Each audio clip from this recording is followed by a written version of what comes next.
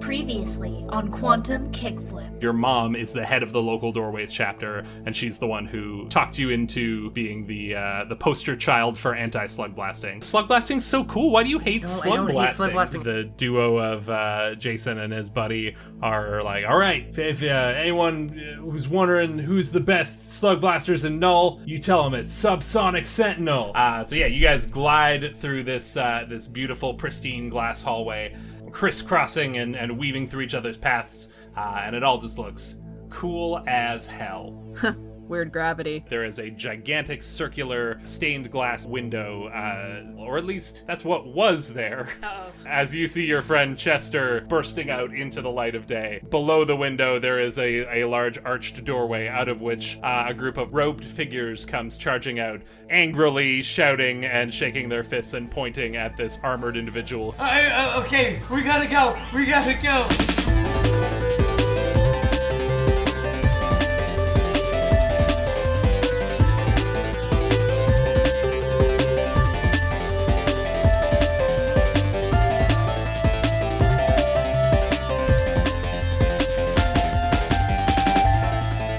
All right, everybody, welcome back to Quantum Kickflip, a Slug Blaster podcast.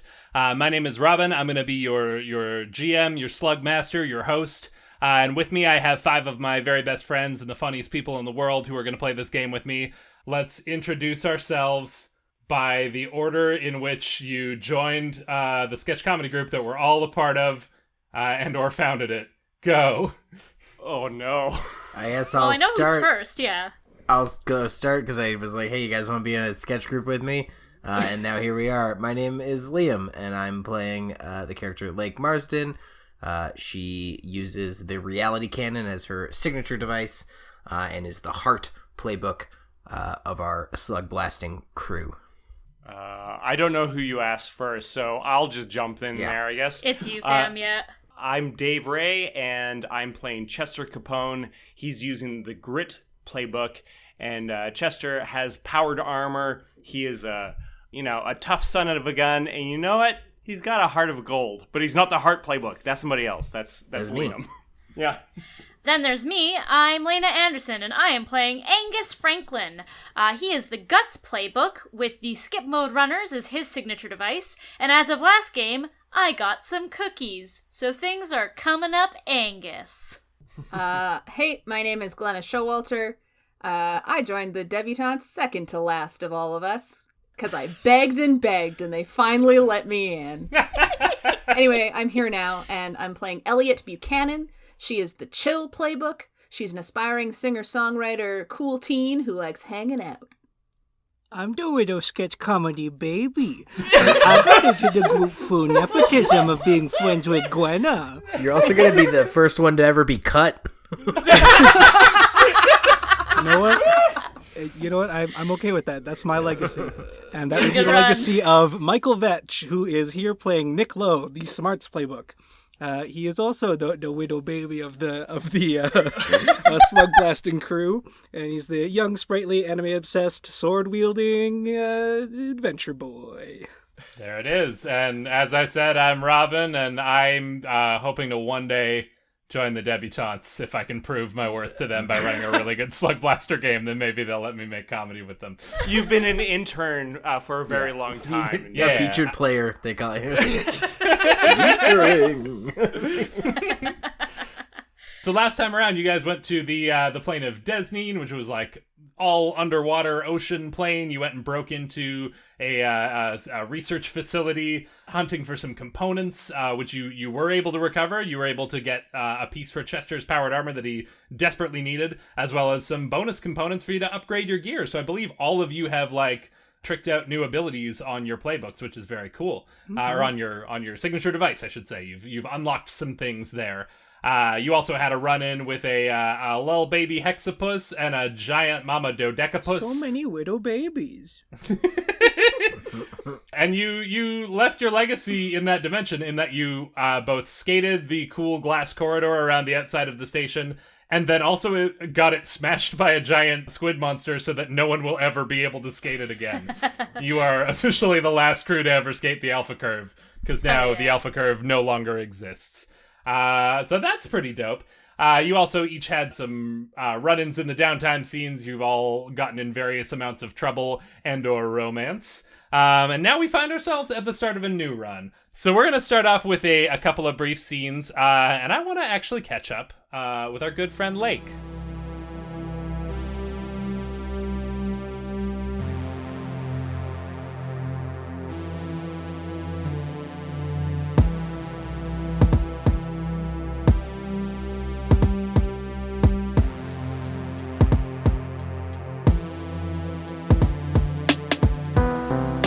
Lake, you're at your house. It's a Friday morning before school. You're just coming down the stairs, maybe to come grab some breakfast. What's Lake's before school Friday breakfast of choice? Oh, definitely like sugary cereal of some kind. I think Panic makes a cereal. It's like a limited edition thing. It happens to be available this month wherever we live is a test market. And so she's eating some like energy drink flavored sugar pop balls for breakfast. It's the cereal is called Panic in the morning. Yeah. With like an exclamation mark after the panic, like Panic at the Disco. Yep. So you come down the stairs, eager to grab yourself a heaping bowl of Panic energy cereal. Oh God, that sounds so gross. It's like Vector, cereal. But with like cherries in it. Yeah. Do you still fill it with milk, or do you pour more Panic on top of it? Oh. Yes. Panic also makes a milk.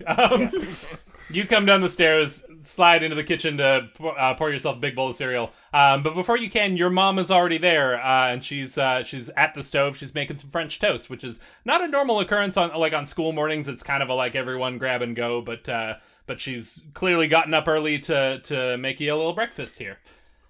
Oh, hey, you have some time, right?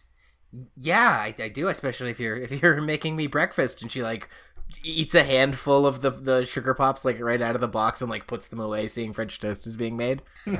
So yeah, I see your mom is she like takes the toast out and sets it on the plate and sets it in front of you. Maybe also takes an orange from the nearby fruit bowl and sets that on your plate as well, because it's important to eat healthy. Oh, thanks. What's the occasion? I was wondering if maybe we'd have a chance to talk for a little bit. I feel like with you starting school and everything, it's been a while since we've had a chance to just connect, Sure, like looks over like her one shoulder, looks over her other shoulder, and is like, it's weirdly suspicious that none of the other like Marzden children are here. She's got 2 older siblings and 2 younger siblings. To that end, I think Camry walks through the kitchen. Yeah. He's got the carton of milk out of the fridge, like the almost empty carton, and just like the entire time he walks through the kitchen, he's got his head back with the milk pouring down his throat, and he like passes through the kitchen and goes down the hallway. Okay, yeah, they've not all been dismissed. Yeah, so it's like there's family is around. It's not an ambush or anything. Oh, you're not in trouble. You're not in trouble, sweetie. I just want to check in with you. How's school been going? I mean, good as can be expected. I mean, I'm probably one of the luckier kids. I knew a lot of the, kids in my class from junior high, it's going along nicely. I mean, Patterchuck's gonna Patterchuck. You know how that is, but oh yes, of course. Yeah, I just noticed as well. I mean, I wanted to make sure that you were being well adjusted and everything with this new transition into high school. But I've also noticed that you haven't really done much with doorways lately. I mean, you did that one photo shoot, and I do appreciate that, but I thought you might come out to, some of the events that we've been having. Yeah, she does the audible, like, drops her spoon in size in a way that's, like, you're meant to notice, like, I did the photo shoot. That was our deal. You said I got to keep the reality canon if I did the photo shoot. Yes, and I have lived up to my word, haven't I? And I've lived up to mine. Well, there's just a lot of things that would be really interesting, I think. That there's the youth meetings, and I think a lot of people would be very interested to meet you. You did the photo shoot. I thought that you might be a little bit more interested in what we do here. Oh, yeah, it just, and getting signed up for school and adjusted. I'm in all these clubs, and she, like, pulls out, like, a notebook with some dangly, like frilly things in the coils. And it's a day timer, and she's like, "Oh yeah, I'm in debate. I have a debate recital and swim karate. Just makes up a bunch of fake clubs that don't exist, and it's just kind of trying to like blow off her mom. Yeah. Well, I guess I can understand if you're being kept busy with school, and I mean that is a very nice thing that you are finding all these things that you're so passionate about. My passionate lake. Yeah.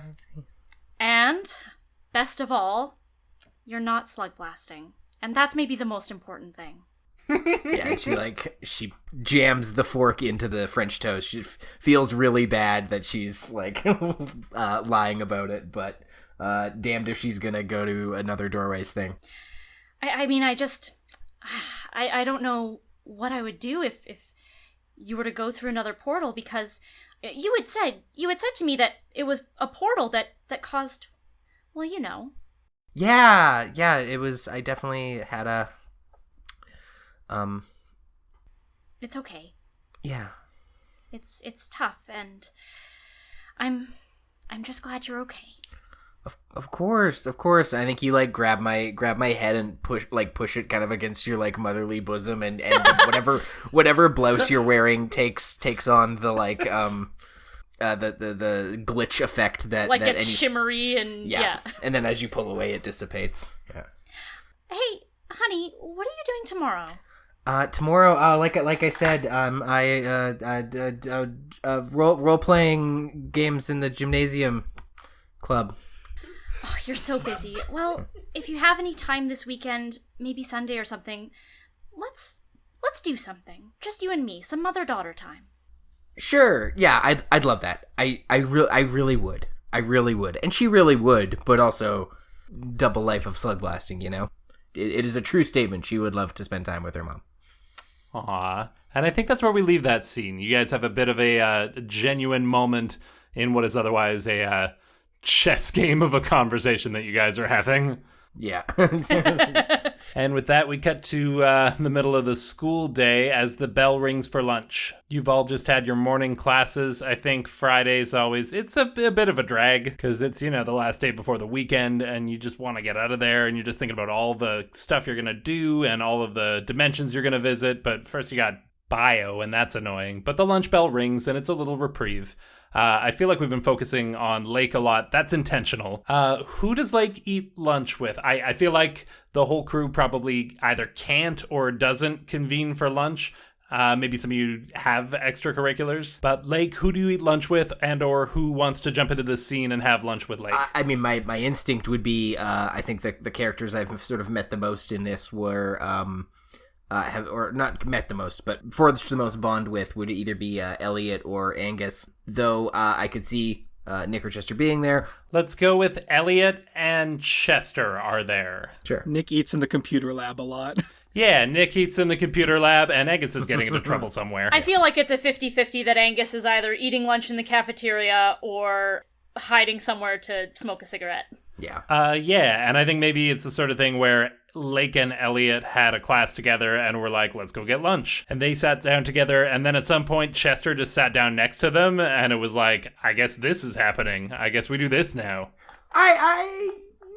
But then again, I don't want to know this, but we've been to the bottom of the endless ocean together. I think we'd be like, hey, pal, you can That's join us. That's fair, okay. Well, yeah. I'm still new at school, right? Like, yeah. Chester's still new. Maybe he's, like, looking around for somewhere to sit, and we're like, yo, over here, dude. Yeah, less of a, like, I wouldn't want him to eat with us, and more of just like this hasn't happened before, but, like, yeah, of course, that makes sense. We're all a crew. Yeah, why not? So, yeah, you guys are all sitting there, and as you start digging into your lunch, you see the classic gang of Tamblyn and Cheryl Ann. And I think Jason and Kabir are there too. The four of them are like walking together, looking for somewhere to sit down. And Jason is going on about their latest subsonic sentinel escapades of like, oh yeah, so there we were. We went back to Vestige, not because it's the only place we know how to go, but because it was the site of our greatest challenge, and subsonic sentinel never backs down from a challenge. So we went back to, face the monsters, but none of them really showed up. So we just kind of hung around for a while. It was awesome. We did so many sick tricks. It was so cool. And Kabir is like, yeah, it was pretty cool. It was okay, I guess. I kind of got bored. And Jason's like, it wasn't boring. It was awesome. We're cool slugblasters, and it was awesome. And as they approach your table, Tamlin does just sort of hey, Jason, maybe we can sort of pick this up later, and kind of glances over at your group and gives you a bit of a stink eye. And Jason's like, what? I'm telling you about my adventures, babe. I thought you were into it. And Tamlin's like, no, I am. Just, not in front of the narc over there. And they are now very close to your table. Do you take this bait at all? Are they talking to us? I don't know. Well, I'm not a narc, I never talk to my parents. Cheryl hears you say, are they talking to us? And is like, yes. And Tamlin's like, Cheryl, no, come on. Well, I'm not a narc, so I don't know. Tamlin's like, what you're talking not about. You, the one on the posters. So the second time today, she, reluctantly drops her utensil and sighs into her food. She's like, I'm not a narc. And Tamlin's like, listen, I know you guys are trying to be the hot new slug blasting crew and prove how cool you are or whatever, but you're literally on the anti-slug blasting poster. You're working with Doorways. You did a photo shoot for them. That's not a candid photo that they just grabbed from you worked with them. You posed for them. Once a narc, always a narc. I'm sorry, but you're not fooling us. Oh, so this isn't about drugs? Because that's kind of a key thing about being a narc, because you're it's with narcotics or whatever. You're talking about, okay. Surprisingly insightful, Chester. Cheryl like, no, narc just means when you narc on people, when you tell on people, just when you're not cool, and it's just narking. It's just narking. It's not short for anything. At the comment, not cool, she kind of makes eyes with Elliott. Can you maybe say something? Because I'm beet red. Listen, you know the lake's cool. You were there, right? I've seen the act that she puts on, and I'm telling you that it's not fooling anyone. She's just trying to, get in undercover so she can, bust us all for sneaking into other dimensions or whatever. So why would she... Not that that's a thing that we do, because we don't do that, and you can't prove that we do, narc. Why would she be busting you if she hangs out with us? Well, maybe you're all part of her little, canine unit or whatever police squads are called. And Cheryl like, nice one. She's like, listen, I have no beef with you, Elliott. You've always been cool, and you lend us your speakers, and that's awesome. But the longer you hang out with certain present company included, the longer I take a good hard look at, what you're all about and start to wonder what's going on there. So I'm just saying... If you want your social status to, stay intact, you should just maybe think about it a little more, is all I'm saying. And Jason's like, this is a lot. I just wanted to talk about, can we go over here so we can keep talking about our stuff? And Kabir is like, yeah, let's go sit over by the vending machines. And they all kind of make their way. I love you and I trying to imagine what catty girls, teenage girls sound like to each other. Your social status will be immediately diminished. It's like, oh no, goodness. Not my status. Yeah. No, that's sick. It's very good. So yeah, they make their way over to the other corner of the room and just kind of leave you guys to eat your lunch, leave you alone there. Thank you, but both of you, thanks. Yeah. I'm not a narc. I just made a deal with my mom. I got to keep the reality canon if I did this poster for Doorways. And she also doesn't know that the reality canon is what backfired and glitched me all out. She thinks it was moving through the portals. It's a whole thing. I know you're not an narc. Parents do rule our lives. Yeah, no worries, look, I only did weed once, and that was a long time ago, so you can't even, get me in trouble with that anymore. We go now to the end of the day, and we go out to, not too far, we're not off school property, but we go out to the outside area.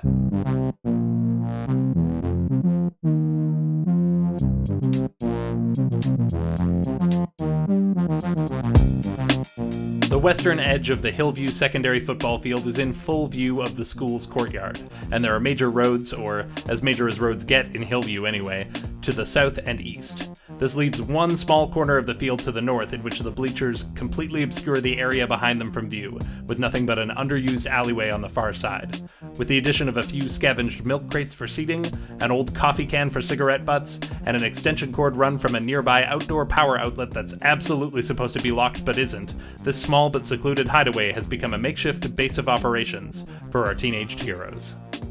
So yeah, it's the end of the day, school has let out, and you all find yourselves behind the bleachers, which is one of the hangouts that you've listed on your crew sheet. You guys get a couple of hangouts for your crew, and this is one of them that we haven't seen yet. So I've painted a few of the details, but feel free to, this is your hideout. You can make it look like whatever you want it to. But give me a brief rundown of what everyone is up to this afternoon. I think, if I may, I think Elliott's talking to Nick.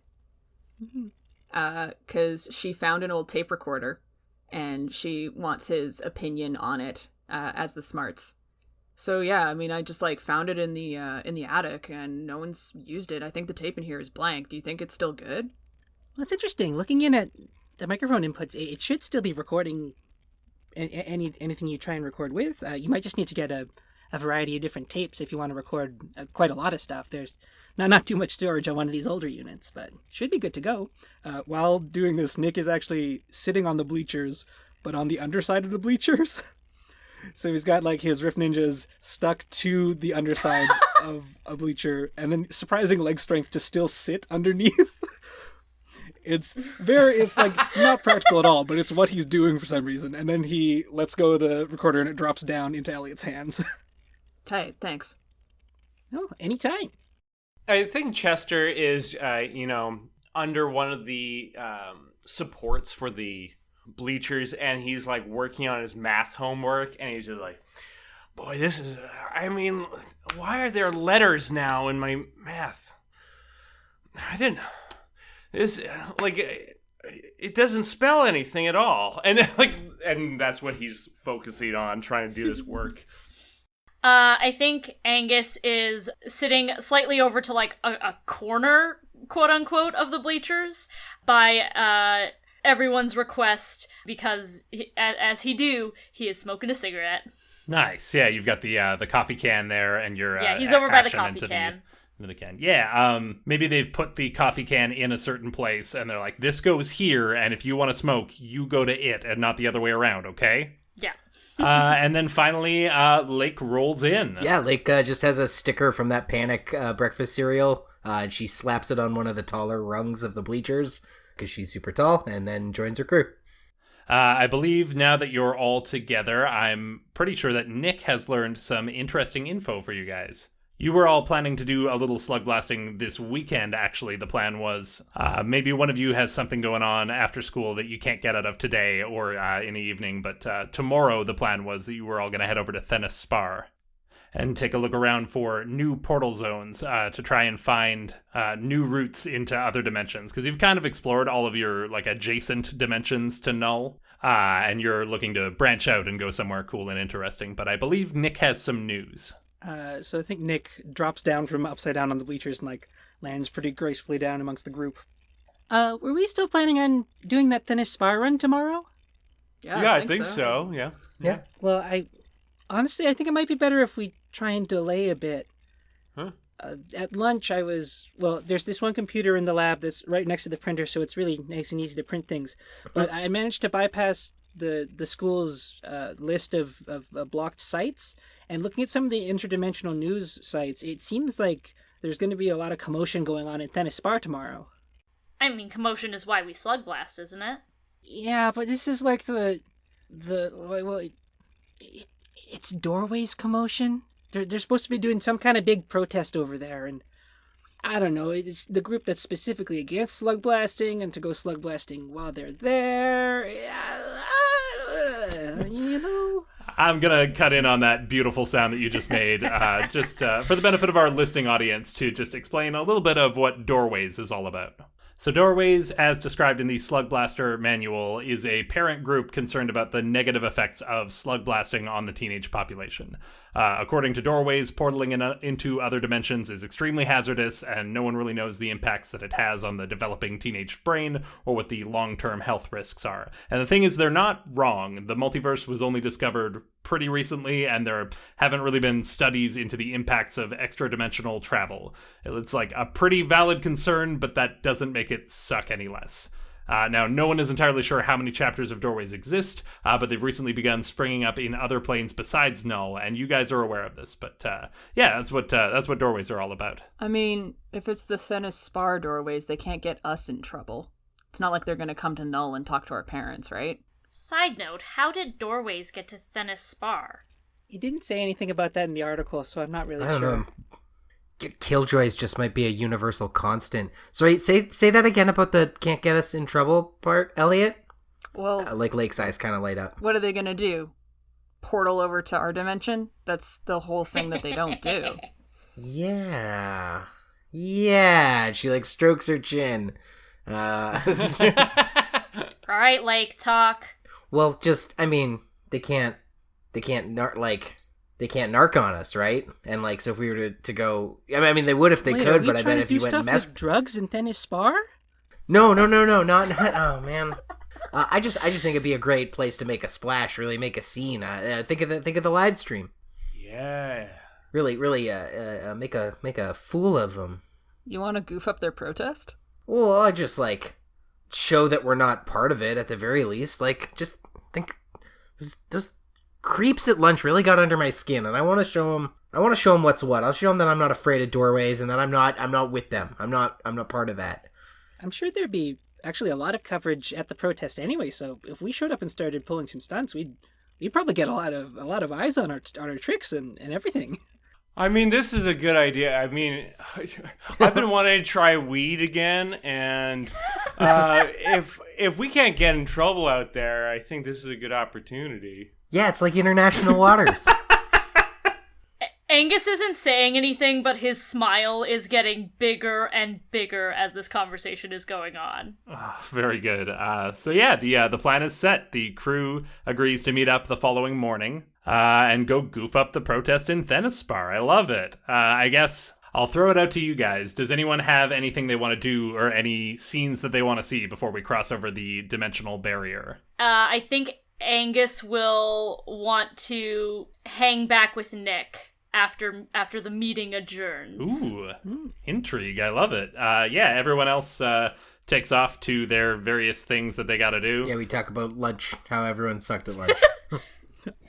Hey, Nick, buddy. Oh, yeah, what's up? I just wanted to throw this out there. While you're mapping out our route to Thennospar, I know there's a pretty straightforward way through Vestige, right? Oh yeah, I was figuring we might go. That was pretty much the way we got back from Vestige before. So yeah, for sure. But I've just been doing a little bit of looking into thin zones and stuff like that. And if I give you some info, I think there might be a new way into Thennospar, maybe through the Golden Jungle. Oh, you found a new spot? I think so. Obviously, I haven't tried punching through yet, but I figured that would be something that we could explore and add to our intel. Oh, I don't really have any homework that I need to do tonight. Did we want to swing by and you can maybe show me? We could scope it out right now? Let's go. Awesome. Amazing. And off they go. Angus, where's your spot? Ooh, okay.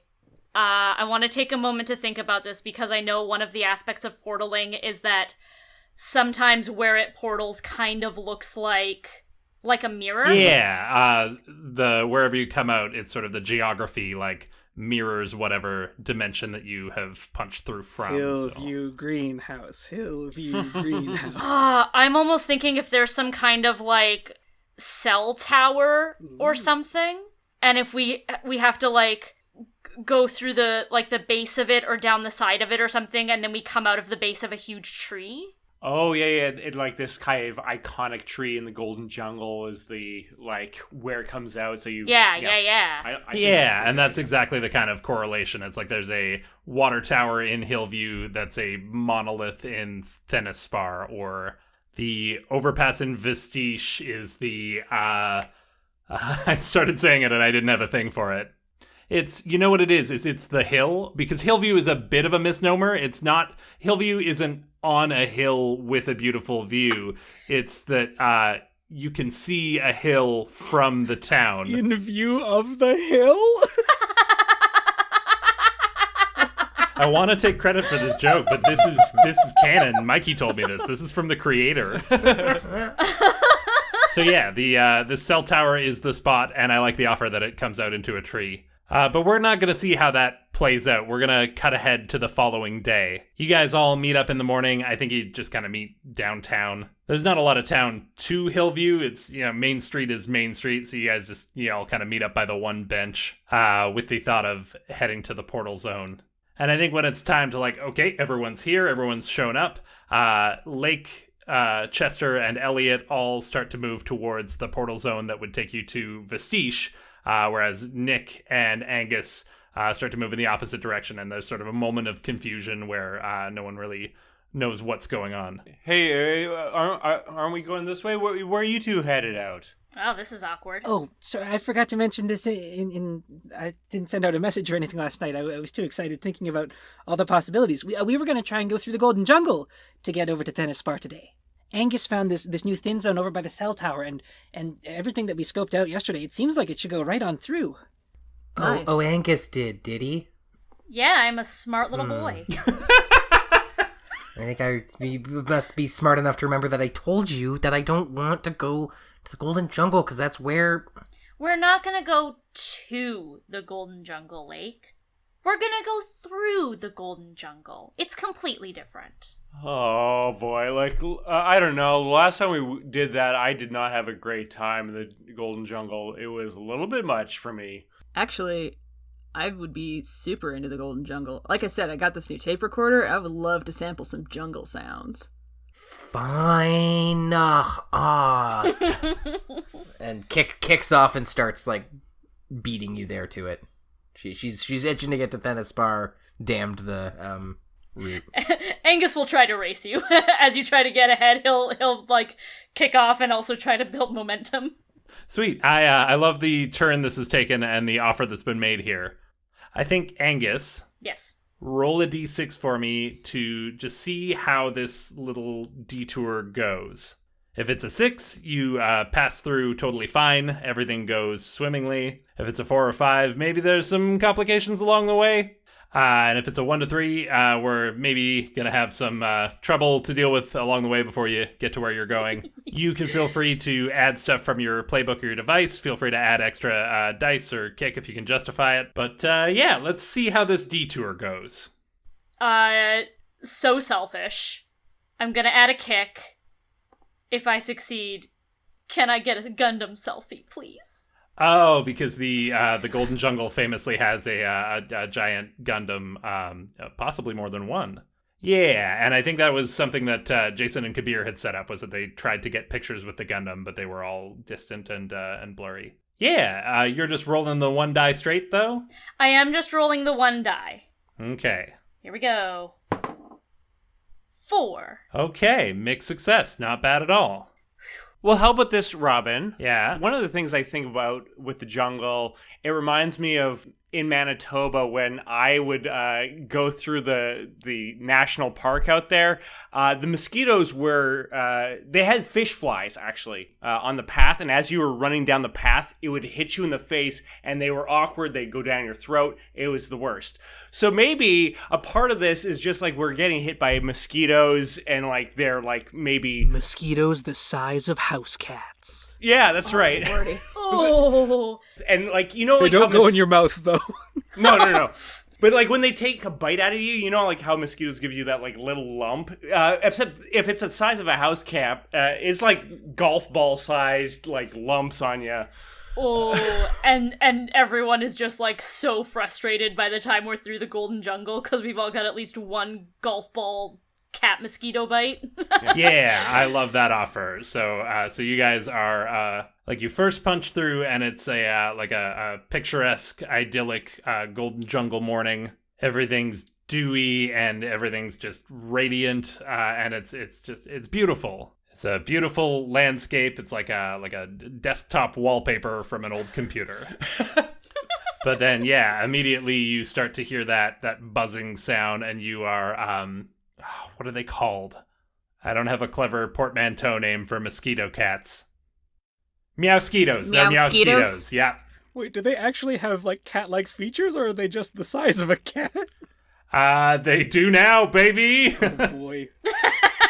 So these moscatos are trying to are biting us. I want to give the detail that I get two in particular. Like, yeah, maybe I got a few others, but two in particular that are the most notable are on kind of near the top of my forehead on opposite sides, so that when it bulges out, it kind of looks like devil horns bulging from my forehead. Cool. Badass. Yeah, you are set upon by these meowsquitos, moscatos. Different slugblasters have different names for them. They're mosquitoes the size of cats. Everyone gets at least one bite. Angus, you don't get your selfie with the Gundam, unfortunately, because it's just too many bugs.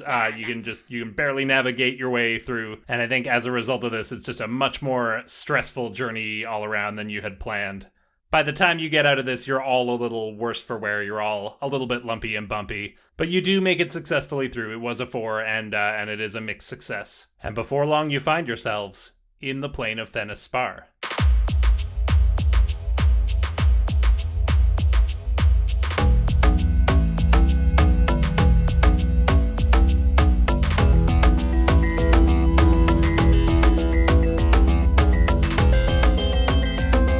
It is early morning in Thannospar's market district, but already the streets are packed. Vendors are set up along either side of the thoroughfare in makeshift stands, behind carts, and on thick woven rugs. Their wares range from fresh olives and sweet herbs to refurbished components and scavenged technology. The people that make their way through the market seem human at first, but on closer inspection, their skin glistens in metallic hues of copper and silver, and each arm branches out into 2 forearms for a total of 4 hands. They hurry from one stall to the next, carrying massive armloads of their purchases, and between them you can sometimes just make out the pale green glow of translucent specters floating past, disregarding gravity and all tangible obstacles as they go about their ghostly business. Beyond the vendors, tall, narrow buildings of various colors tower over the cobblestone streets, leaning slightly inward. 2 massive moons fill most of the indigo sky above, so close that you can make out their craters and canyons clearly without a telescope. The sound of buskers and street performers blends with the shouts of vendors, and the humid air smells of dust and spices. And all of you emerge into an alleyway, a little off the main thoroughfare, so it's not quite as busy, but you can still see people moving past the mouth of the alley in quick succession. It is a very busy marketplace here in Thannospar. Yeah, you made it. You're all where you want to be. Whew. Should have packed some deep jungle off. I know, it was a little bit much. Hey, this is the place we came through before, right? Oh, I remember this place. This is where I crashed through that church. Hopefully that doesn't come back to bite me. Yeah, that would have been a couple blocks down that way, because we took a different spot. Ripple effects, yeah.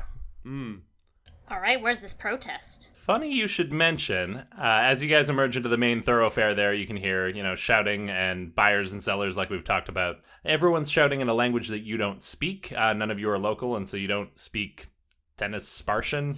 Yeah, so it's just a lot of noise to you guys, like just a constant din. But you can hear above the usual clamoring of people selling stuff, off down the street just a little ways, you can hear more of a chant going on, which seems to be a surefire indication that that's your protest. It's also in a language that you don't speak, but it has a bit of a rhythm to it that feels protesty. And the reason I said funny you should mention is because it seems to be exactly in the direction that Chester emerged the last time you guys came here. Funny how that works. All right, what's the game plan? Well, before we get down there, hey, I'm going to just try to pick up some weed. I'm going to see if I can try to convince them to give me some. All right. And he starts turning to walk towards one of the vendors. Be ready to share. Chester gonna ask for some herb and just get actual Thennospar spices and stuff. Chester, you head into the marketplace. We'll catch up with you in a second, but what is the game plan for everyone else? Well, I think we need to find that protest, and I think just I don't know, just like really make a spectacle of it. Do you guys have any? I'll be honest, I kind of came in here pretty hot, and I don't know that I have a fully planned out plan as a plan might be planned out, you know? What I remember from the news sites I was reading, the protest should be somewhere around, there's like a central fountain. I don't remember its name, but it's somewhere in the main square. There's a big fountain, and they're gathering around that. That's perfect. That's perfect. Yeah, because I think we can probably mess with the fountain, get it in behind there, and then get footage of us doing tricks off the fountain. Could you do something with your reality cannon and the water in the fountain? Last I checked, fountains were made of reality. Yeah, that's sort of what I'm thinking. But I figure if you guys are here too, we can freestyle when we get there. I also, since our last adventure, I've unlocked the ability to temporarily create alternate versions of things. Sometimes they're evil, but maybe I just maybe that comes up. I guess we'll have to see who's there with what kind of trouble they're causing. And she's like getting a little like worked up, like malicious, like a little too into the like when someone's too into a prank. So, like, who prompted you to make the evil versions of the carbon copies? Honestly, it was weirdly in the instruction book. They say it's an actually kind of like we were talking about. Buzzkills are just a factor of reality. They're a universal constant. Sometimes you make an alternate version of something, it's gonna be evil. That's just what the exponent coil instruction manual said. Standard feature with any kind of cloning, really. Yeah, did what he said. Dolly the sheep got real mean. Let's go check in on Chester. Chester, you're going from stand to stall to rug to cart, trying to get your hands on some narcotics, I guess, is what you've made Chester's quest about. Look, here's the thing. I'm just trying to take it all in. If I get some weed, great. If I see like I've heard word that there's a Thennis cheesesteak, and I'm like, it can't possibly compete with Jim South Street Philly cheesesteak, right? So like, I'm looking for both of them, and just like going around yelling like, weed, and just to see if that connects, or like marijuana, cheesesteak. Like, I'm just trying to get everything. Marijuana cheesesteak is my Manchurian Candidate activation code.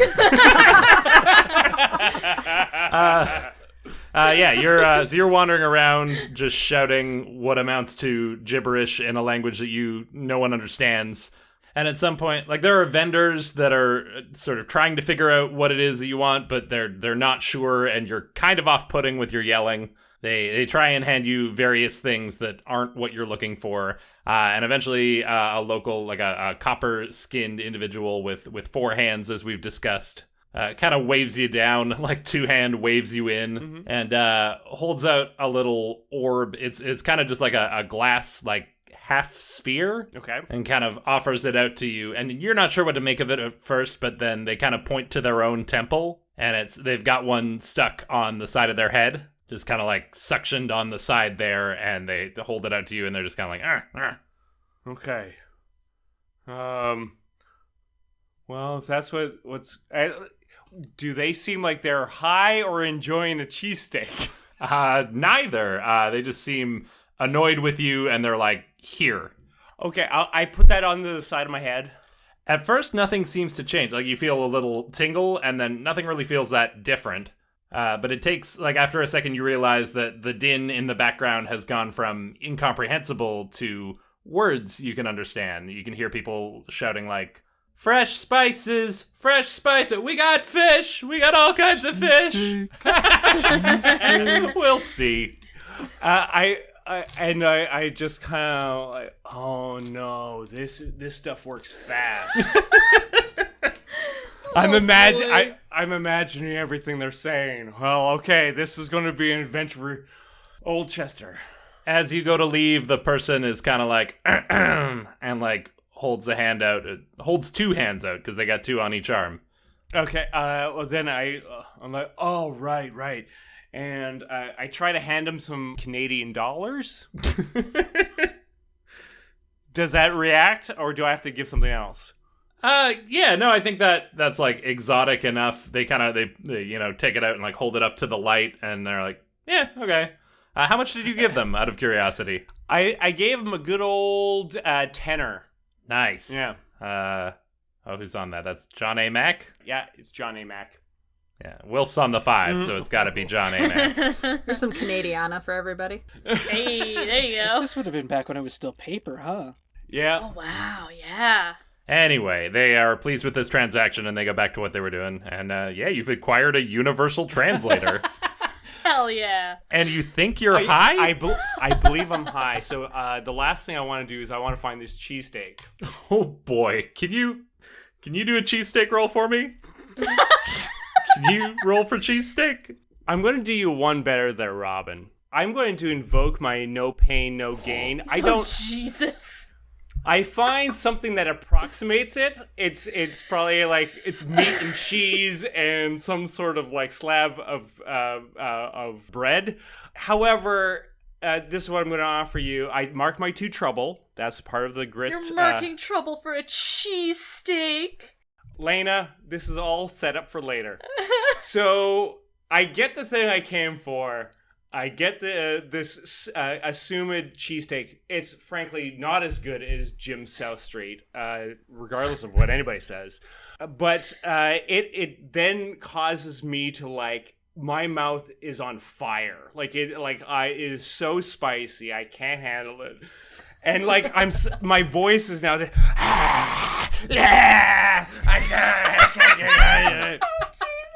You willingly invoked this upon yourself. You are correct. And then I realize I need to catch up with the others, and I start rushing as fast as I can to try to catch up with them. So you have a special playbook ability that allows you to mark a mixed success and just like succeed on a thing you were trying to do. You have to spend your trouble resource, like you're limited, you have to take on trouble to do this. Mm-hmm. And you have wasted that on finding a cheesesteak and making yourself look more like Satan. Mwah! I applaud you, sir. So you rush back to join the others. I think you startle some passersby along the way. People see this like, I think your face is a little red from the heat as well, and you got these bumps, and you're rasping. Look, I probably got a little bit of sunburn from the Golden Jungle, right? Like, yeah, it's all coming together. The rest of you, as you approach this protest, the chanting gets louder and louder. You do also see nearby there are people with like similar devices. You got some meta knowledge here. There are a couple of people with like buckets full of these little glass semi-spheres that are kind of like offering them out to people as they approach the protest in case, like, for whatever reason you don't speak the language and want to understand what they're talking about. As of now, it is just a large group of angry people chanting. There is a fountain. There's like a lot of people between you and it because that's kind of where everyone is centralized. And the fountain is directly in front of a massive, ancient-looking temple. One that is familiar to you because it is the exact same one that Chester smashed through last time. There is a huge circular space on the front near the top where the stained glass window should be. In its place, there is just like a sort of shimmering, silvery energy field that is like... too good for plywood? What? Yeah. No, it's like when you plastic over the window of your car after a break-in, but it's cool and sci-fi.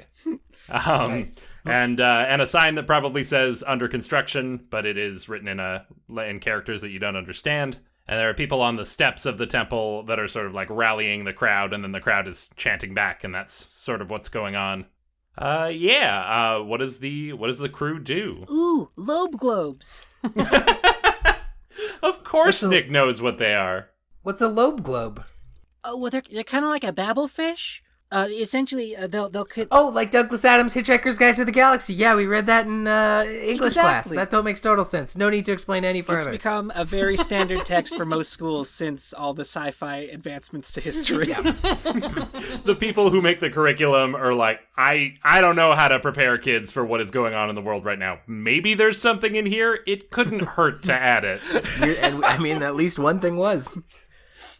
Yeah, it essentially just works as a translator. If we pop these on, we should be good to go in figuring out what they're saying during the protest. Yeah, we all know what a babblefish is. Do you all partake in the lobe globes? Sure do. Yeah. Nah.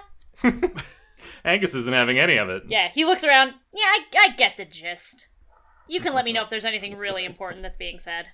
So the rest of you grab these devices and secure them to your lobes. These people aren't asking for payment of any kind. They seem to be there as like part of the protest and are offering them out freely to like help people understand the cause kind of thing. So as you apply these, the language sort of like shifts in mid-chant and you kind of have to wait for it to come back around to hear the start of it. And the first one you hear is like, all the portals must be plugged. Keep our children safe from monsters. Because the rhyme doesn't translate, like the rhyme doesn't work in both languages. It's a translator, not a rhyme dictionary. Yeah. Yeah. And this goes on for like a little while, and after which a speaker takes the stage and everyone sort of applauds. And this seems to be sort of the game plan for the day, is like you're getting like chanting and then a speaker and then some more chanting and then a speaker, and it will sort of like progress thusly. The first speaker that you see gets up there and it's like they immediately start to lose it as soon as they get up there. They're just like, hi everyone, it's very good to be here and to have the chance to tell my story, and I'm sorry, when I think about what's happening to our children, I just can't, and I want everyone to know. Angus gives Lake a look and like kind of looks over at the fountain in his typical goading kind of way. And yeah, like you don't need to goad Lake on this. She's like scheming in her brain. She's like fantasizing about the internet owning Subsonic Sentinel, the owning they're gonna get online when she inevitably like streams a video of you and her and all her friends covered in colorful fountain water, owning all these doorway people's specific. But it's almost like less contempt to doorways and more contempt to Sonic Sentinel. But yeah, you don't need to goad her. Well, Angus doesn't need to scheme, and he's also a little shit. I'm gonna activate my energy tensor and teleport to the fountain. Yeah, amazing. Is that a thing you roll for? Is that a thing you just get to do? Roll to teleport in-universe, so I shall roll. Yes, please do. I'm gonna add a die from my skip mode runners, and I am trying to look cool. Oh, wonderful. Yeah, if you succeed, you'll get to mark a style. If you don't, problems will be worse. Here we go. A 6. Oh, unequivocal success. Yeah, describe to me how this looks as Angus achieves exactly what he set out to do. So Angus gives Lake this look. She returns this look, probably with a big grin on her face, and then immediately Angus runs 1-2 blink, and he's gone. And then he reappears on his hoverboard, kicking up off the fountain and doing a sick skateboarding trick over the top of the fountain. Actually, I'm going to amend this a little bit. Reappears just over top the center of the fountain in full view of everyone, then does his sick skateboarding trick and lands beautifully. Ah, wonderful. Yeah, mark your style for that. Yeah, is it a particular skateboarding trick or just a grab? It involves like a kickflip of a kind, but a cool one. I know my terms. Dave, help me. Dave. Like a kickflip over the it might be like a twist and grab, like a varial of some sort. Yes. Thank you. Yes.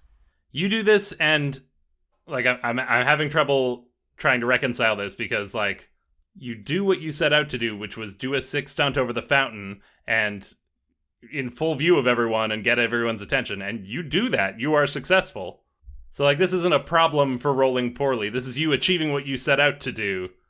All eyes are on you. I mean, I think part of the intention is the problem. Yeah, all eyes are on you, and you see security moving in towards you. You see a couple of burlier Thennis Spartian security personnel. They're in uniform, so you can kind of tell that they're here to keep the peace to some degree. And they are moving towards you. Weird gravities in Thennis Spar! And he grinds along the edge of the fountain. All right. You hear from the podium as the crying person sort of finishes up. They're like, I just want everyone to know The MC kind of takes back over and is like, yeah, thank you for sharing. See, this is exactly the kind of thing that we are talking about here today. This is what our children are getting up to while we're not paying attention, and we all need to wake up to the fact that this is what's going on. And meanwhile, you're grinding around the lip of the fountain. What is everyone else doing while this goes on? I think Nick has used his Rift Ninja sneakers, specifically the anti-negative friction outsoles, to walk up the side of the building to get a better view to stream Angus's trick. Okay. Listen, I don't want this podcast to be an excuse for Elliott to drop her EP. It will be, but, we're going to get there. But the thing is, I feel like if she just pulls out her guitar and, lazily longboards around the circumference of the fountain, just, strumming real hard. Oh, very good. And lastly, what's Lake's play here? Lake was trying to figure out a plan, trying to figure out what kind of shenanigans she wanted to cause. But she was also maybe thinking real small potatoes, and seeing Angus just go cause literal trouble as opposed to a cheeky prank. She's sort of kicked into action. She was going to ask Nick to film, but if Nick, that's what you're getting, great. And so I think Lake is just going to do what sort of had been pitched earlier and change the color of the fountain. That's great. But I think, is the crowd between me and the fountain? There is a little bit of a crowd between you, yeah. Angus kind of bypassed it by teleporting. Yeah. So you're going to need to, navigate your way through the crowd a little bit. Is everyone looking over towards Angus then? I think at the moment, yes. So maybe you've got a window here. Okay. Then she's going to get bold and not bother going around or through the crowd. But as I've described before, her reality cannon is like a lob shot. Mm-hmm. And so I think she's going to try to arc it real. If you look at, when you aim something with a parabola where you make a really high arc, but it's not going very far forward.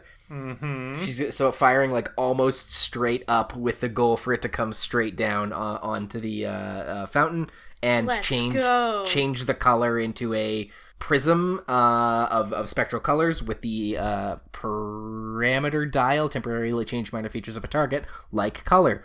That's the thing you got to roll for, correct? Oh, absolutely. Cool. With the added problem of I'm doing it up and over the crowd instead of point blank at the fountain.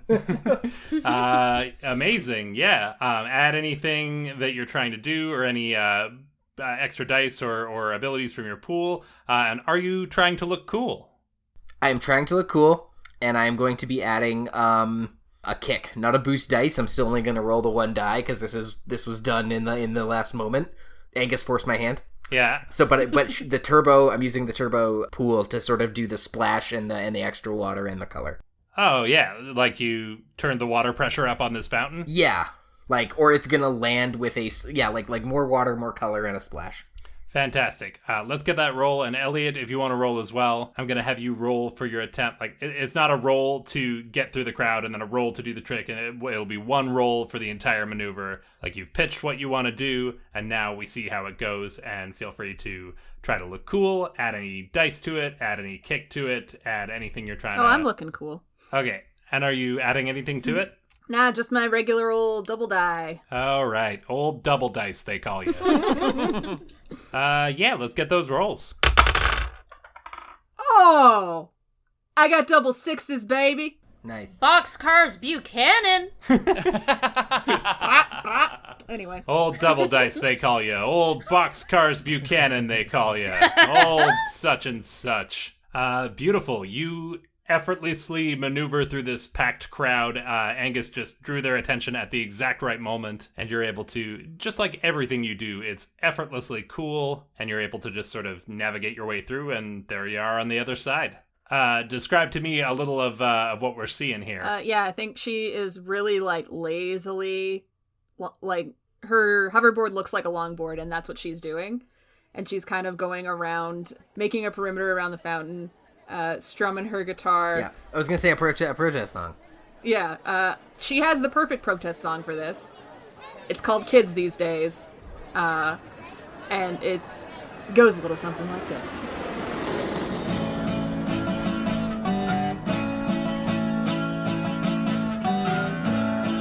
See that boy with the hoverboard?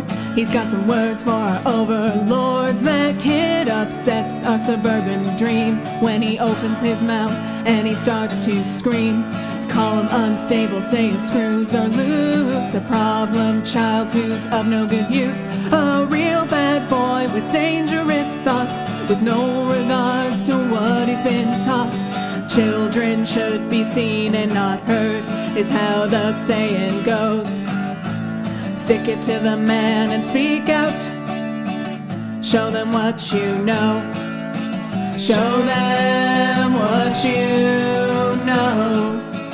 Okay, I love this. Angus sort of ports in and immediately grabs their attention. Elliott effortlessly glides up to join in.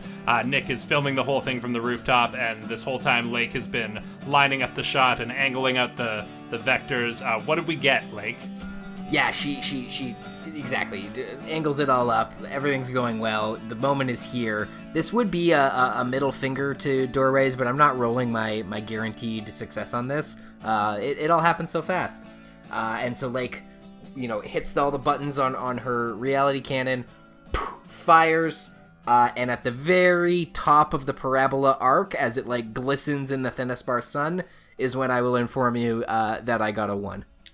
Oh, no! Oh.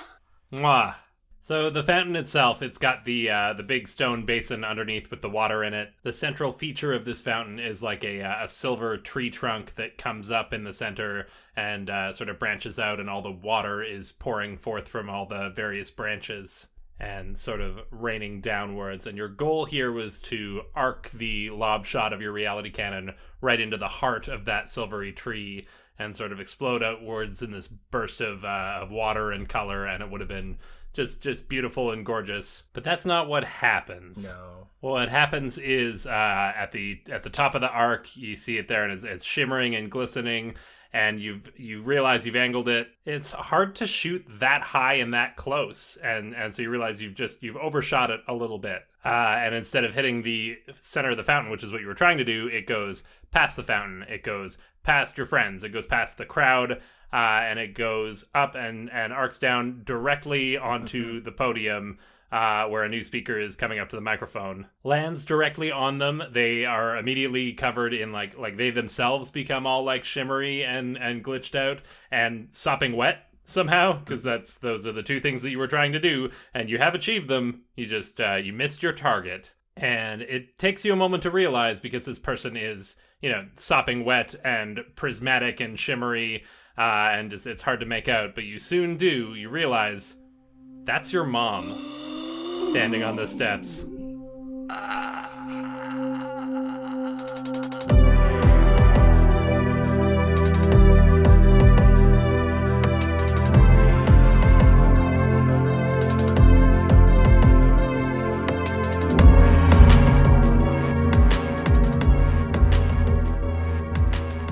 Your Slugmaster Game Blaster here, just popping in to say, oh my god, can you believe Lake shot her mom with a reality cannon?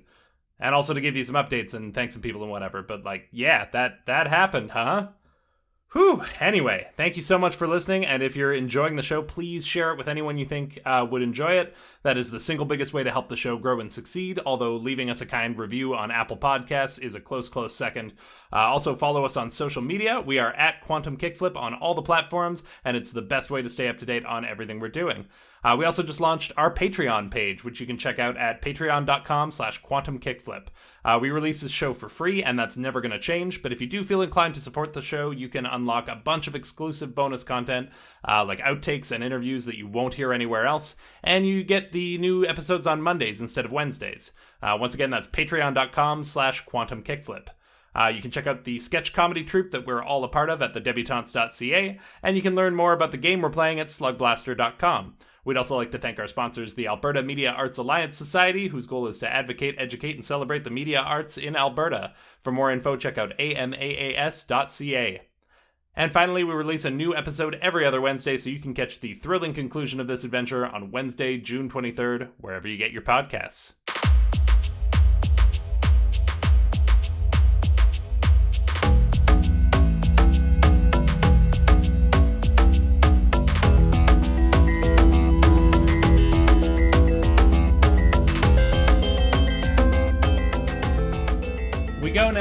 to catch up with our good friend Chester. Chester, you've been running through the marketplace. You ate this approximation. It's a Thennis Spar cheesesteak. Sorry, not cheesecake. Although it was weirdly sweet, so that's not an ingredient. That's not what you want in your cheesesteak. That sets it back for sure. I want savory all the way through. Yeah, exactly. Yeah. They don't know how to do it here. So yeah, you've eaten this. It's giving you a bit of a reaction. Your mouth is on fire, and you're kind of rasping. You're a little red in the face. You've got these big mosquito bumps on your head. And you're making your way through the marketplace. Way downtown. Yes, exactly. Mm-hmm. I think you return to where you left your friends, because that's the first place you'd look, and they've since moved on without you, and it's really easy to get turned around in this marketplace. So you're having a little trouble finding where they got off to. Is there anything that Chester wants to do or try to in order to locate his friends here? I think it would make sense because I know that this protest is happening, and so there'd probably be a large gathering. So I'm wondering if I could try to locate it by audio. You know what I mean?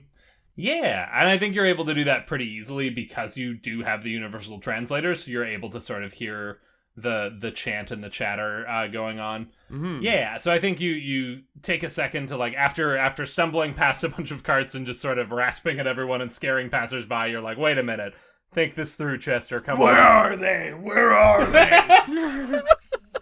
And in just listening around, you're able to kind of I think it's over that way, and it's the kind of thing where maybe it seems like the sound is coming from the other side of a building that blocks your path. So you're well, maybe I could go around it to the left, or maybe it'd be faster to go to the right. I don't know which way I'm supposed to go. And so you're just it's still trying to wind your way through the marketplace here. Robyn.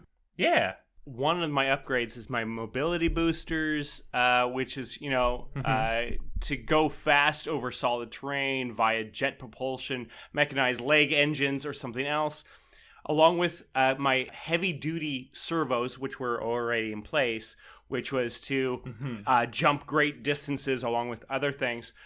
And I want to just big old, I think it's this direction. Instead of winding my way through the streets, I want to run forward and jump over a building. With my I'm still not using my my hoverboard. It's tucked under my arm, and I'm just running, just full on jumping. Absolutely, I'm gonna let you do that. What kind of a GM would I be if I didn't let you do that? I'm assuming that's an ability you have to roll for, yeah? Well, yes, roll to lift or carry very heavy things, and / jump great distances. Yeah, so that's gonna take the roll for sure. But you can attempt to look cool. You can add any boost to it that you would like to from your pool. Let me know how you're playing this one. So I think I'm going to add an extra die from Turbo on my device because I realize I'm behind, and maybe I'm even hearing the outcry from Lake's miss shot. So I want to go in there. I'm going to use my extra die, and then I'll look cool. I'm going to look cool when I come in. I want to make sure that people are paying attention to this grand entrance. Absolutely, yeah. Let's get that roll. Okay. So Nothing cooler than a swollen, sweaty man. So my first roll was 2, but my second roll was a 6. Oh, beautiful. Mark yeah. your style. Whatever you do here is going to look very cool. Yeah, I think you do exactly what you're saying, and sort of you're trying to find your way through. It's getting frustrating branching through, and then you're like, oh wait, duh, I have this very cool armor. And so you engage your thrusters and do a big ol' Hulk jump directly towards the source of the sound. You propel yourself upwards, and we're going to kind of cut away, and we'll see the aftermath of this shortly. Before we cut away, we're going to kind of cut over. We're going to pan over. Pan is the word. I make films. And I think in the crowd, as you're kind of winding your way through and still kind of trying to figure out the source of this audio, we see another one of these sort of metallic, silver-skinned individuals in... this one is wearing... I think most people here are wearing simple clothing, and it's fairly hot and humid here, so not a ton of clothing. This one, however, is wearing dark robes. And as you kind of are stumbling through the crowd, he catches sight of you and sort of looks down at a device on his wrist and kind of accesses a little hologram, hovers above his wrist, and the hologram shows a picture of what we know to be Chester's face. And he looks at it, and then he kind of looks over at you, and your face doesn't look anything like this face right now. Because it's bumpy and red and raspy, and it's got a glass dome sticking out of it. And he kind of like looks back at it, and he's like, "No, that's back and forth." I like that. Not only is my voice raspy, but just like my general look is raspy right now. Yeah, you got a rasp to you right now. So yeah, he's looking at this and looking over at you, and it's just like, no, it doesn't quite.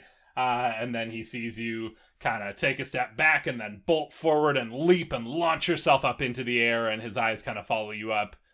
And we see a contemplative look, and then we see him kind of heading off in the same direction.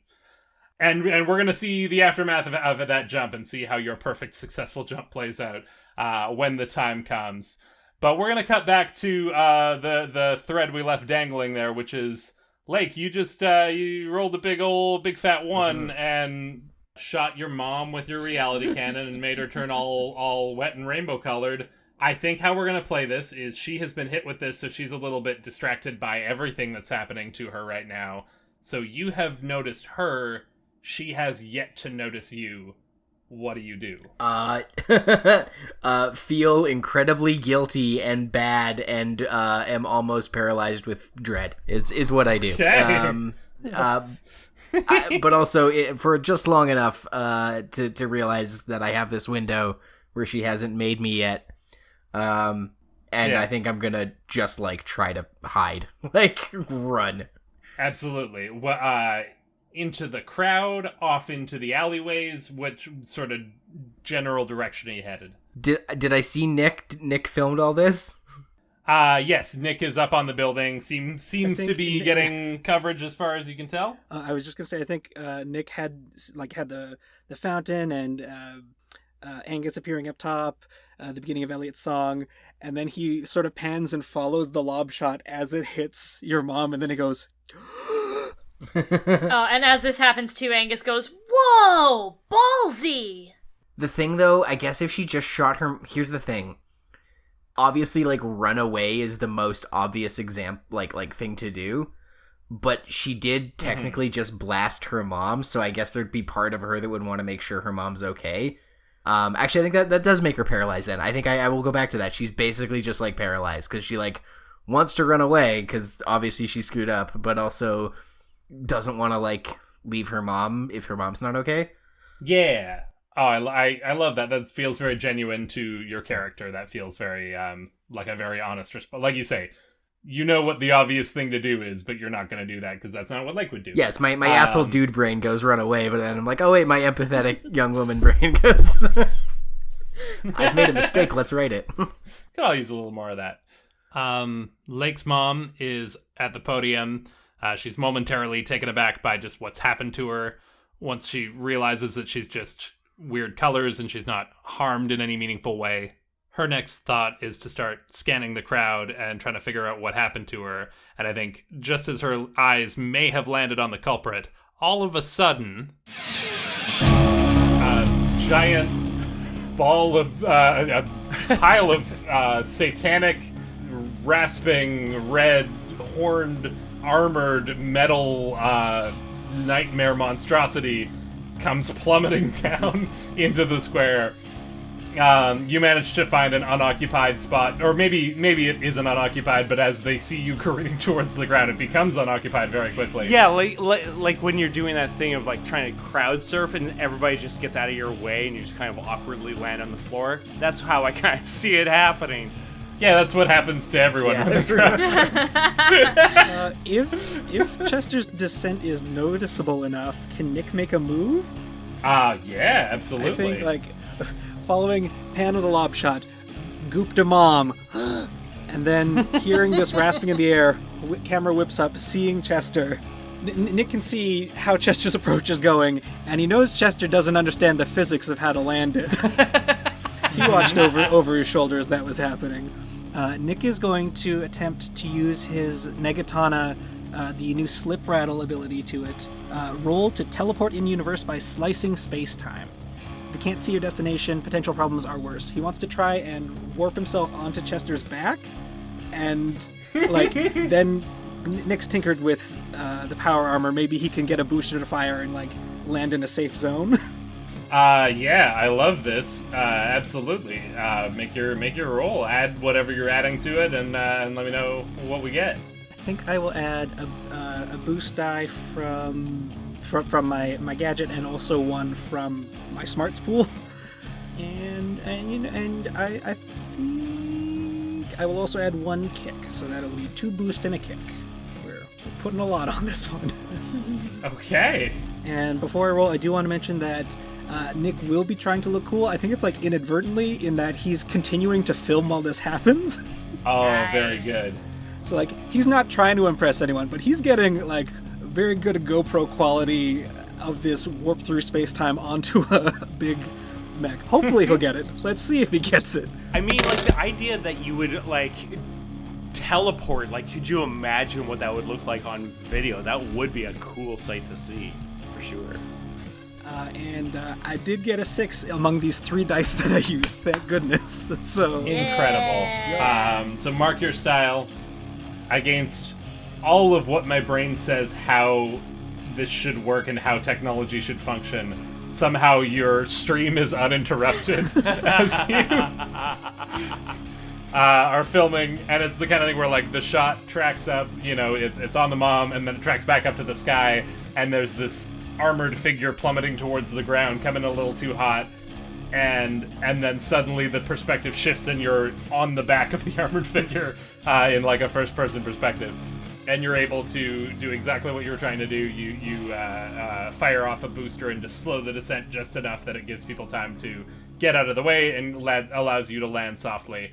And so what happens here, as Lake's mom was just about to discover her and everything was about to get real bad for Lake, instead, her eyes land on a power-armored devil screaming in a raspy voice with now someone wielding a sword, because you had to wield your sword to slice through space-time. yeah. So you've still got your sword in Big your hand, and you're glowing red katana. riding his back, wielding a katana. I picture you having, holding it up above your head.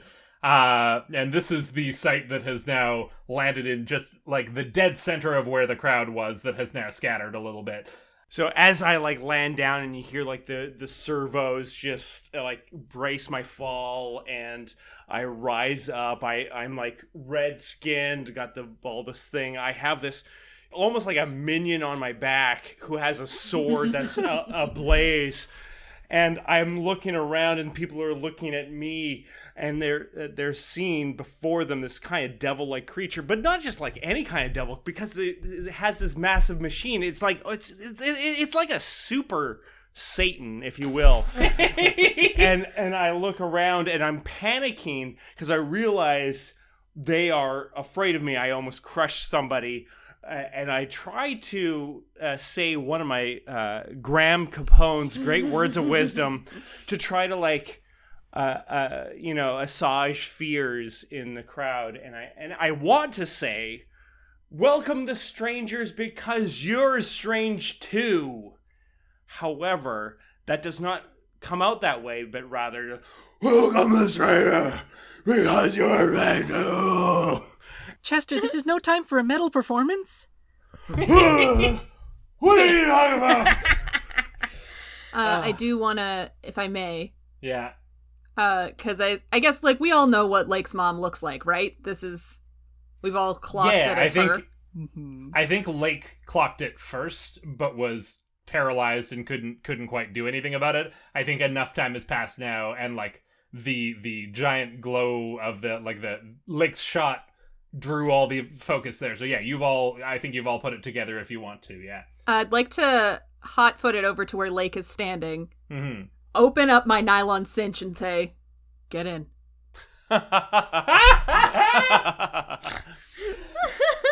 Amazing. This is a Power of the Voidware backpack? Yes, the Voidware backpack. I have self-storage. You can store human-sized objects, like humans, or I don't know, mannequins. Also yourself. It's dark in there. I love how in the description it specifically outlines humans are supposed to go into this bag. Now, this is very important. Does it say roll to store human-sized objects, or does it say you can store human-sized objects? It says you can. Then, Lake, it's up to you. No roll required. Do you take this exit strategy? Well, as both Lake and Liam were sort of paralyzed with fear over what to do, one of the things that was running through Lake's mind wasn't so much that she needs to, like, hide, because, again, she wants to make sure her mom's okay, but she does want to ditch the evidence, and so I think she looks at what you're, like, Elliott, when you get in? Oh, yeah, great idea. And takes her reality cannon and shoves it in. And then goes, like, running to make sure her mom's okay. Works too. Sure. Yeah, beautiful. I love this. Real quick, Angus, you were grinding your way around the lip of the fountain. What have you done in response to all of this happening? So I think at first Angus's mind is blown at the fact that Lake deliberately shot the speaker on the steps, and then he realizes from her reaction that she didn't mean to do it. And then the whole thing with Chester and Nick happens, and of course he recognizes Chester and Nick. I don't know if he would exactly clock that it was Lake's mom. You know what, maybe it's when Lake goes up to her mom that he makes the connection of, oh shit, she's told me about this, that I know who that is now.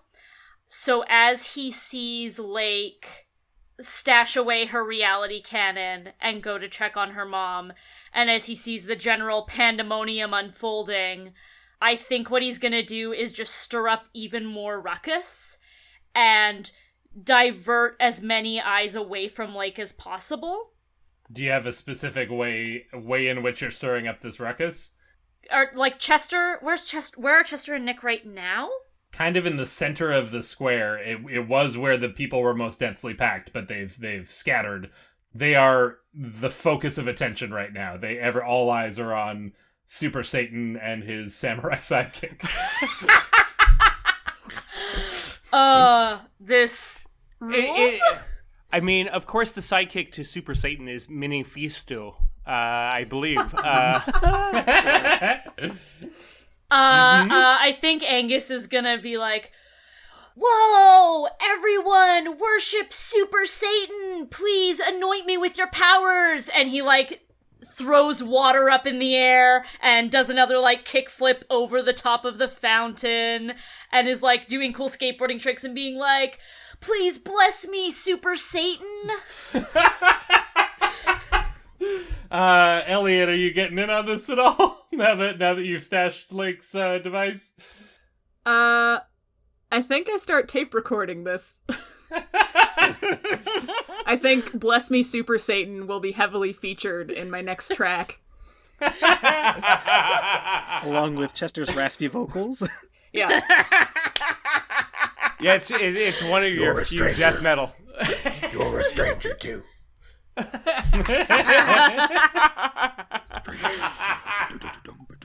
I imagine that security is also probably chasing Angus around, so it's a part of a game of how much can he fake worship Super Satan before he has to dodge around security again and, like, zip over here with his skip modes and stuff like that.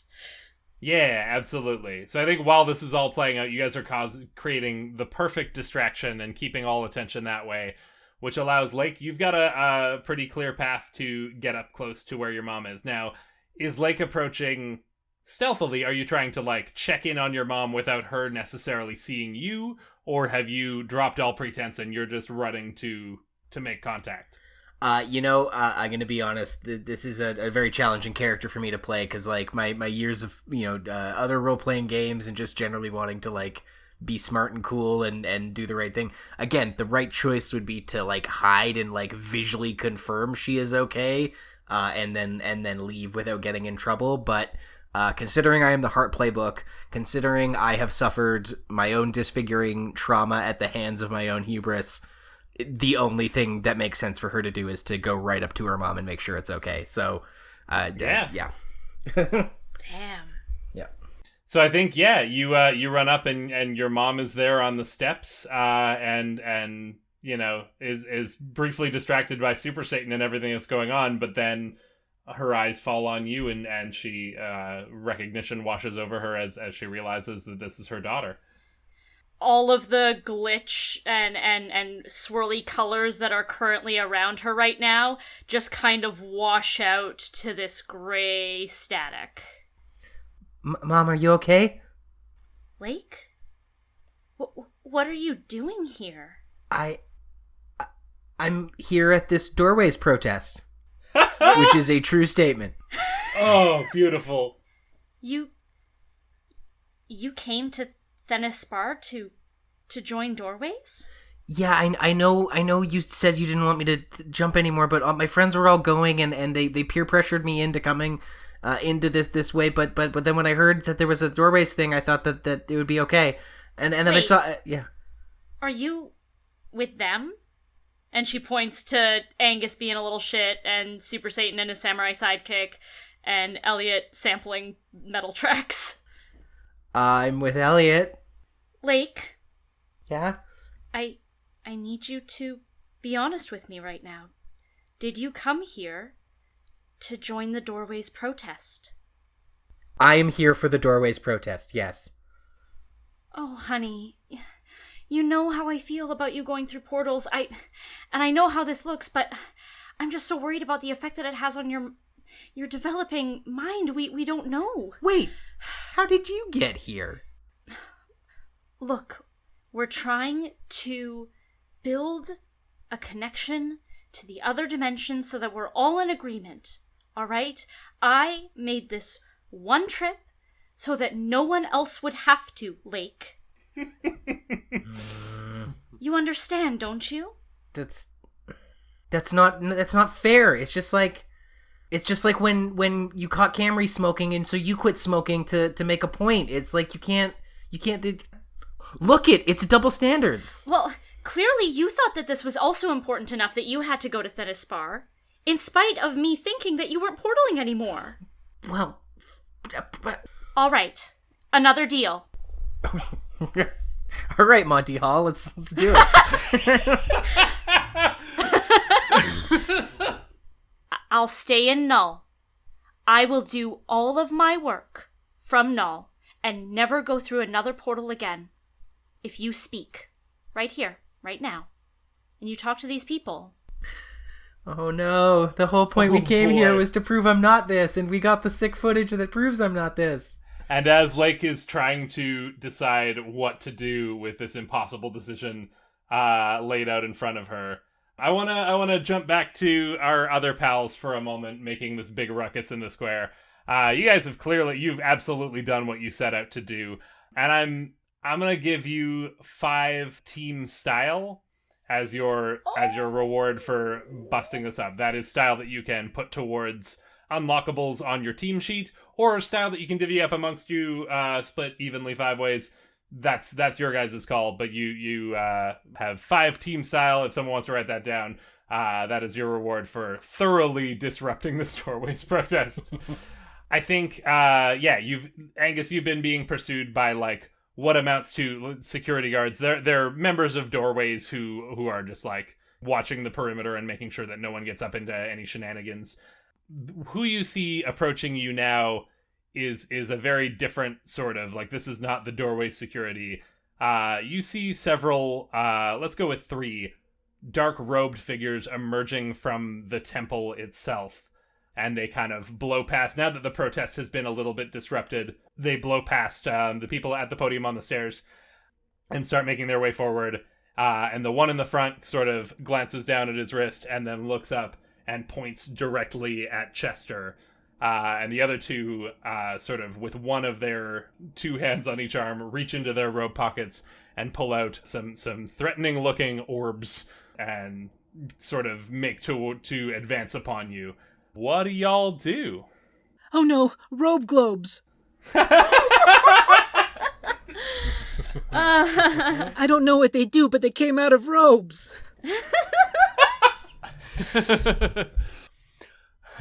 Okay, so Robyn, I feel like as the stand-in Super Satan that I am, I want to get a lay of the land of how are people reacting to me? Are they like wanting to stay away, or is it like, oh no, we gotta like stop, like we're going to crowd in on him and attack him, kind of a thing? So far, the members of the protest have been very fearful. They're just like, I don't know what this is, but I don't want to be anywhere near it. I think they've kind of been stoked up into a bit of a panic about like other dimensions being scary and bad and dangerous, and then something completely alien looking showed up and started screeching and hollering, and it just like, yeah, it could have gone anger, but it went fear. Everyone's just like backed away and kind of pressed against the corners of the square. That said, these robed figures, they're looking aggressive. They are looking to move in on you. Okay, so as I'm looking around, seeing everybody fearful, I see Angus has done like that trick over the fountain or whatever and is trying to draw attention. I'm like, oh no, this is bad. And so I wanted to try to go collect Angus and then try to make a way out. And I'm willing to kind of like be the focus of whatever attacks are going to come our way. And I like look over at Nick and like, you need to get out of here. Yeah, so Chester expresses his plan. We need to get out of here. I think it's loud enough that Nick, Angus, and Elliott, you can all hear this, and you see these robe figures enclosing. Yeah, are we all making a break for it? I think as Chester is making his move to go gather up Angus and Elliott as well, or he's making his move over that way to sort of regroup with everyone. Nick takes the moment to jump off of Chester's back and approach the robed figures. And as he sheaths his negatana, he says, "Please wait. There's got to be some sort of misunderstanding. You can tuck the globes back into the robes. He's not the real Super Satan. I don't know that anyone's actually had any proof that Super Satan really exists or anything. But please, there's no need to cause any trouble." Behind Nick, Angus is like, not going, but like holding his hands out and being like, "Carry me away! It's the Super Rapture!" Super rapture. Beautiful. I think as you approach them, there's sort of a weird static effect. Like, yeah, you approach them and you make this offer and you're trying to reason with them, which should work out for you because you can at least find out what's going on. You've got a universal translator. Things should be going well here. And as one of them begins to speak, the translator sort of like, you can feel it get a little bit warm, and there's a little bit of like mental static, which is that's not a comfortable feeling. And you can tell that it just like it's not quite able to parse whatever their language they're speaking doesn't seem to be included in this universal translator, or at least the whatever dialect they're speaking is maybe just too strange or too ancient for this technology to be able to keep up with. So you get a lot of noise and a lot of static as one of them points again at Chester and says something to you. But in amongst that noise and static, you sort of get a couple of words. And the words you are able to make out are armor and warning. And this thing looks very threatening. This creature before you looks, this person, it's a humanoid, looks like they are not messing around. The sound is so much. Look, I don't know what you're trying to say, but Chester hasn't done anything wrong. I know we caused a bit of ruckus, but he's my friend. We're here. If you're gonna try and do anything to him, you've got to get through me. Oh boy. Yeah, I think they take that bait. One of them throws their orb at you. It impacts, and sort of an energy field radiates out from it, and then immediately back in. It's like a weird implosion where it like balloons out and then zoop, and it's gone. And to everyone else around, it's just like, oh, that didn't really do much. And it takes a moment to clock that when it zooped back, Nick was not standing there anymore. Oh, God. The ball is gone as well, but yeah, Nick has disappeared with it. So this is where we leave things. Nick has been zapped into the ether. The rest of you see this happen, but you don't know where he went or how to get him back. But what you do know is that these robed figures are closing in on you, and you're going to have to do something fast. And meanwhile, up at the stairs, Lake looks her mom in the eye, faced with just an impossible choice, and stammers with absolutely no idea what she can possibly say.